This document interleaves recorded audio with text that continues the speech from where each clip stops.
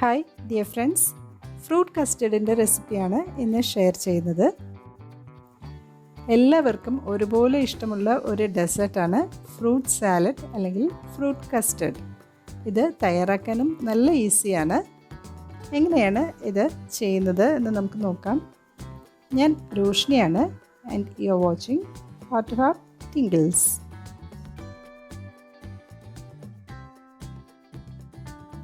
ആദ്യം നമുക്ക് custard cream തയ്യാറാക്കാം. അതിനായിട്ട് ഞാനിവിടെ 4 ടേബിൾ സ്പൂൺ വാനില കസ്റ്റർഡ് പൗഡറാണ് എടുത്തിട്ടുള്ളത്. ഇതിലേക്ക് 1/2 കപ്പ് തണുത്ത പാല് ഒഴിച്ച് നമുക്കിതൊന്ന് കലക്കിയെടുക്കാം. ഇതിലേക്ക് തണുത്ത പാല് അല്ലെങ്കിൽ റൂം ടെമ്പറേച്ചറിലുള്ള പാലാണ് ഒഴിച്ച് കൊടുക്കേണ്ടത്. അപ്പോൾ കട്ടയൊന്നുമില്ലാതെ ഇതുപോലെ നല്ല സ്മൂത്തായിട്ട് നമുക്ക് കലക്കിയെടുക്കാനായിട്ട് പറ്റും. ഇതിനെ നമുക്ക് മാറ്റിവെക്കാം.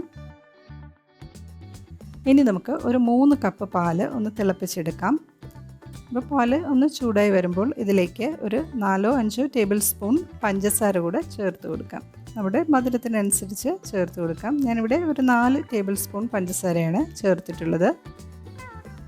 ഇപ്പോൾ പാല് തിളയ്ക്കാറായിട്ടുണ്ട്. നമുക്ക് ലോ ഫ്ലെയിമിലാക്കി കൊടുക്കാം. ഇനി നമുക്ക് നമ്മൾ റെഡിയാക്കി വെച്ചിട്ടുള്ള കസ്റ്റേർഡ് ഒന്ന് നന്നായിട്ടൊന്ന് കലക്കിയിട്ട് ഇതിലേക്ക് ഒഴിച്ചു കൊടുക്കാം. അപ്പോൾ അടിയിലൊക്കെ ആ ഒരു പൗഡർ ചെന്ന് സെറ്റിൽ ചെയ്തിരിക്കും. നല്ലതായിട്ടൊന്ന് കലക്കിയിട്ട് ഒന്ന് ഒഴിച്ചു കൊടുക്കാം.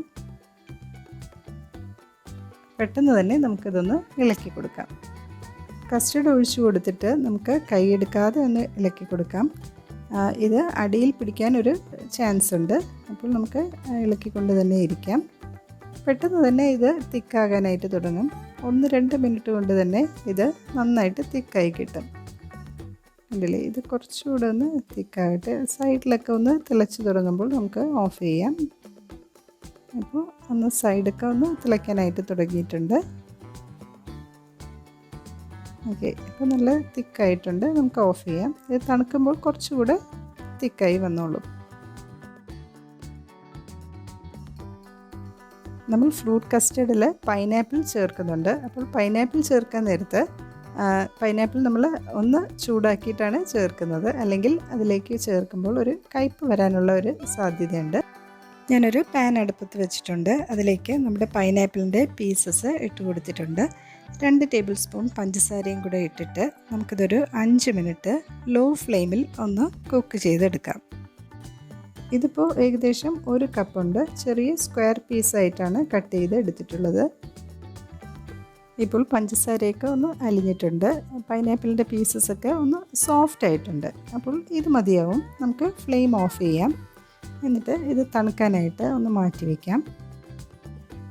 ഞാനിവിടെ കുറച്ച് ഫ്രൂട്ട്സ് കട്ട് ചെയ്ത് റെഡിയാക്കിയിട്ടുണ്ട്. ഇത് നമ്മുടെ പൈനാപ്പിൾ പീസസാണ്. ഇപ്പോൾ തണുത്തിട്ടുണ്ട്. ഇനി ഗ്രേപ്സ്, അത് ഗ്രീനും ബ്ലാക്കും എടുത്തിട്ടുണ്ട്. ഒന്ന് കട്ട് ചെയ്തിട്ടുണ്ട്. വലിയ ഗ്രേപ്സ് ആയതുകൊണ്ട് ഒന്ന് കട്ട് ചെയ്തെടുത്തിട്ടുണ്ട്. ഇത് നല്ല പഴുത്ത മാങ്ങയാണ്. ഇത് ബനാന, അതും ഒരു വലിയ പഴമാണ് എടുത്തിട്ടുള്ളത്. പിന്നെ ആപ്പിൾ. ഇനി നമുക്ക് ഫ്രൂട്ട്സ് എല്ലാം കൂടെ ഒരുമിച്ചിട്ടിട്ട് ഒന്ന് മിക്സ് ചെയ്തെടുക്കാം.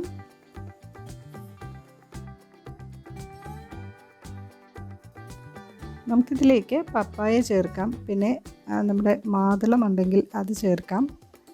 അങ്ങനെ അവൈലബിൾ ആയിട്ടുള്ള ഏത് ഫ്രൂട്ട്സ് വേണമെങ്കിലും ചേർക്കാം. പിന്നെ ഇതിൻ്റെ ക്വാണ്ടിറ്റി നമുക്ക് ഇഷ്ടമുള്ള ഫ്രൂട്ട്സ് കൂടുതലെടുക്കാം. അല്ലാതെ അതിന് പ്രത്യേകിച്ചൊരു കണക്കായിട്ടൊന്നും ഞാൻ നോക്കിയിട്ടില്ല. ഇനി ഒരു 2 ടേബിൾ സ്പൂൺ പഞ്ചസാര കൂടെ ചേർത്തിട്ട് നമുക്കിത് ഒന്ന് മിക്സ് ചെയ്തിട്ട് തണുക്കാനായിട്ട് ഫ്രിഡ്ജിലേക്ക് വെക്കാം. ഒരു 2 മണിക്കൂറെങ്കിലും ഇത് നന്നായിട്ടൊന്ന് തണുപ്പിച്ചെടുക്കാം.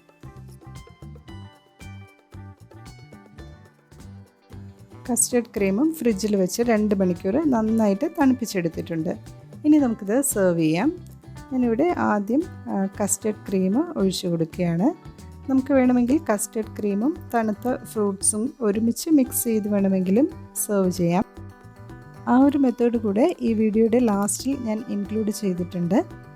ഇപ്പോൾ നമുക്ക് ആദ്യം കസ്റ്റർഡ് ക്രീം ഒഴിച്ചു കൊടുക്കാം. എന്നിട്ട് അതിൻ്റെ പുറത്തായിട്ട് നമ്മൾ കട്ട് ചെയ്ത് നന്നായിട്ട് തണുപ്പിച്ചെടുത്തിട്ടുള്ള ഫ്രൂട്ട്സ് ഇട്ട് കൊടുക്കാം. ഓക്കെ, ഇനി നമുക്ക് 1 സ്കൂപ്പ് ഐസ്ക്രീമാണ് ഇതിൻ്റെ ടോപ്പിൽ വെച്ച് കൊടുക്കുന്നത്. ഞാനിവിടെ ബട്ടർ സ്കോച്ച് ഐസ്ക്രീമാണ് വെച്ചിട്ടുള്ളത്. ഇപ്പോൾ ഐസ്ക്രീം ഇല്ലെങ്കിൽ പ്രശ്നമൊന്നുമില്ല, നമുക്ക് കസ്റ്റർഡ് തന്നെ ഒഴിച്ചു കൊടുത്താലും മതിയാവും. അപ്പോൾ ഞാൻ 2 കപ്പിൽ കസ്റ്റർഡാണ് ഒഴിക്കുന്നത്.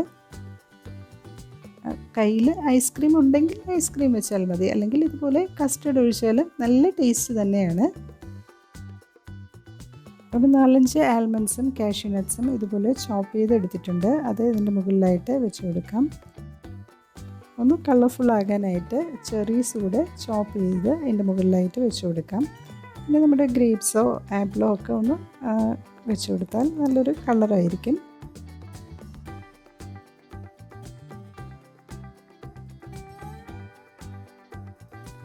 അങ്ങനെ നമ്മുടെ ഫ്രൂട്ട് കസ്റ്റർഡ് റെഡി ആയിട്ടുണ്ട്.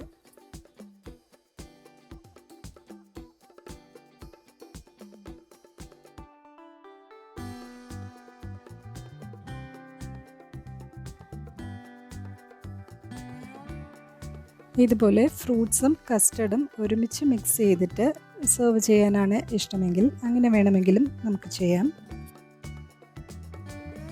പക്ഷേ എനിക്ക് ഇവിടെ കൂടുതൽ ഇഷ്ടമായിട്ട് തോന്നിയിട്ടുള്ളത് ഫ്രൂട്ട്സും കസ്റ്റർഡും സെപ്പറേറ്റ് ആയിട്ട് തണുപ്പിച്ച് വെച്ചിട്ട് നമ്മൾ കഴിക്കാൻ നേരത്ത് മിക്സ് ചെയ്ത് എടുക്കുന്നതാണ്. അപ്പോൾ ഫ്രൂട്ട്സ് കുറച്ചുകൂടെ നല്ല ഫ്രഷ് ആയിട്ടിരിക്കും. വളരെ ഈസി ആയിട്ട് തയ്യാറാക്കാൻ പറ്റുന്ന ഒരു ഡെസേർട്ടാണ് ഇതെന്ന് മനസ്സിലായല്ലോ. അപ്പോൾ എല്ലാവരും ഒന്ന് ട്രൈ ചെയ്ത് നോക്കണേ. അതുപോലെ തന്നെ ഇതുവരെയും ടിങ്കിൾസ് സബ്സ്ക്രൈബ് ചെയ്യാത്ത കൂട്ടുകാർ ഒന്ന് സബ്സ്ക്രൈബ് ചെയ്യണേ. വീണ്ടും മറ്റൊരു വീഡിയോയുമായി കാണാം. നന്ദി, നമസ്കാരം.